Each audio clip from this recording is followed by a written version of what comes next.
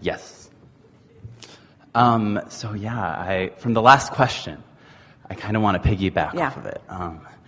The whole idea, when we were talking about, being at a high vibration or being at a higher level with someone that's at a lower vibration, and you want to bring them up, but you can't. You can only be there when they could match that with you. And Source wants to bring them up too. Yes. But what's Source doing about it? Is Source dipping down and getting them by the collar and dragging them up, or is Source just staying there in case they show up there sometime? My question is, though, what do you do when you... Because I for some reason I have this belief that it's great to meet people where they are and take them where you want to go. And I think, for some people, I feel like, for me, it feels easy to raise that vibration up for other people. And so if they can only do it on their own, like, what's the purpose? Well, we're talking about power of influence, and we don't disagree with you. We've written many, many, many processes with that precise premise. Mm-hmm. In other words, you are where you are, reach for a better feeling thought. And so if there is someone in your world that is willing to reach for the better feeling thought, then off you go. In other words, you can lead someone who's reaching. We're not saying that you shouldn't try, and we're not saying that you should give up on others. But this conversation today, really, we are emphasizing more than ever before, and with great reason, find stability on your disc first, and then let's have that conversation.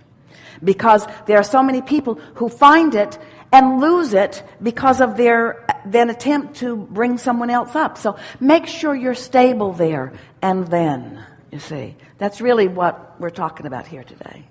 Then, to elaborate, like, for me personally, I work in a field that has the potential to be such a high level. I work in film, I work in entertainment, and you see a lot of that teetering back and forth. There's moments where the vibration is just so beautiful and so inspiring, but you have a lot of the negative as well. And I know that part of my purpose is to help raise that vibration even more. And so, well, you're talking about contrast, and contrast is necessary to the discussion of focus. Mm-hmm. And if you don't know what you don't want, you can't know what you do want. And all of it is part of the focusing mechanism. Mm-hmm. But we've been talking for quite a long time about step 1, step 2, step 3. Mm-hmm. And now we really are talking about step 4, mm-hmm. which is get on the high-flying disc, mm-hmm. and then. Mm-hmm. So once you're stable on the high-flying disc, then you can explore the contrast without losing your... place, you mm-hmm. see. Mm-hmm. That's all. In other words, you're always going to be reaching for more. You're not ever going to hear us say that contrast should cease to be. Contrast is an important thing.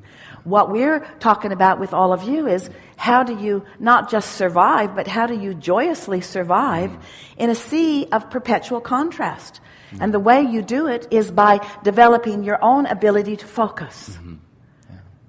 So the film industry causes a lot of high-flying moments. It causes a lot of low-flying moments. In other words, we're talking to the public that might watch the films, and we're asking them to use discretion about, in other words, when you put yourself in a theater mm-hmm. with all of that movement of sound and sight, you're going to be taken on the ride that the makers of the film have decided to take you on. Mm-hmm. And that really is what we're talking about in every seminar that we conduct. Mm-hmm. We want you to conduct your own movies. We want you to take yourself on your own rides. We want you to decide how you want to feel, not just go through the power of most influence to the place that somebody else wants you to be.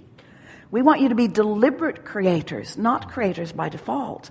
We want you to set your own tone, not just follow the one that's the loudest. We want you to create reality, not just observe reality. You see? You want all of that too. Mm-hmm.